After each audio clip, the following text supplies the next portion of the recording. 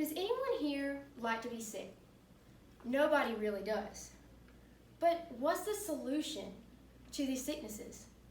What's the solution to these diseases that are running our world? What do we do about it? The solution is vaccines. Nobody really likes being sick, so we should look to the solution of vaccines.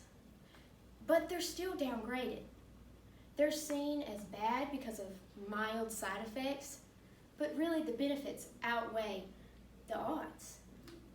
Through my extensive research, I have looked up the purpose, the effects of not having vaccines, and the benefits and the overall public health and impact that is needed. First, I will go into the purpose. There are 14 main types of diseases that are in the United States today that we use vaccines to accommodate them. They're given to children as a killed or weakened germ of this disease. It makes them immune without making them sick. This is a lot better alternative than them getting almost fatally sick sometimes, or just really bad sick and end up in hospitals. This is the better alternative. The Department of Health and Human Services says that the HIV vaccine is made from parts of the HIV bacteria. This is given to children because their immune system is stronger than the average adult, so they want it early. They help them become immune without getting sick. That's a solution right there. Next, I'll go into the effects of not vaccinating. Yes, there's many dangerous effects. The one main one, you get sick. It's not good. But delaying this and not having it early in your childhood makes your chances way higher. It also increases chances to spread it to other people, make other people sick. Examples would be the flu, whooping cough, measles, chickenpox. These are all examples that can be spread without having these vaccines. It can also affect children's education, because when they're sick, they can't go to school. Adults, they can't go to their job, make their money. It also goes into child care, and then regular care for adults. For example, one of the confirmed whooping cough cases in Maryland this year involved a 7-month-old child. They described they had slightly delayed on their vaccines, but still got very, very ill. The article of Center for Health Security at Johns Hopkins Bloomberg School of Public Health said that on-time vaccination for the whooping cough is needed and required, especially in infants and young children. Then I'll go into, simultaneously, the benefits of vaccinating.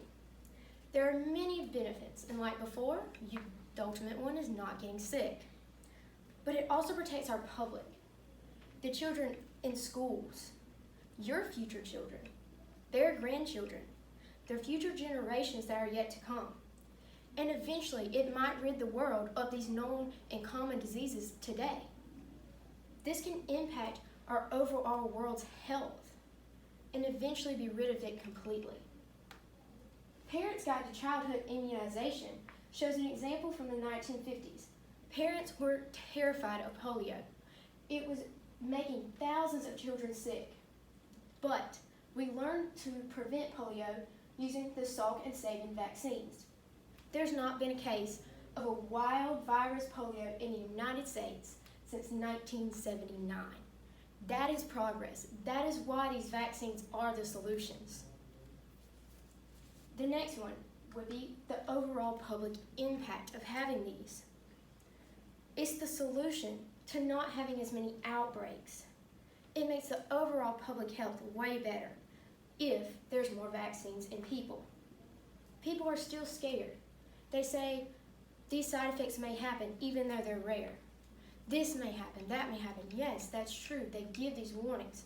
But the benefits outweigh the odds. There's needed in this society today. There's also a lot of fake news concerning these vaccines. So adults, you need to research these, especially before it's given to your children.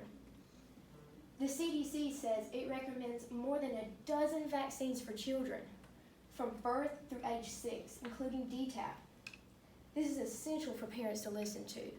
It's the recommended amount, and it should be listened to because it helps the public overall. It helps even the children of society, in their schools, but also in the public, as in jobs, just walking the street. People need to have these immunizations. It is needed, and the recommendations should be followed. If they're followed, society can be happier and healthier.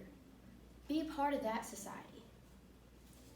Finally, in conclusion, the purpose, the effects, if not, the benefits, if the vaccines are done, and the public's overall strong health is supporting the need for immunizations.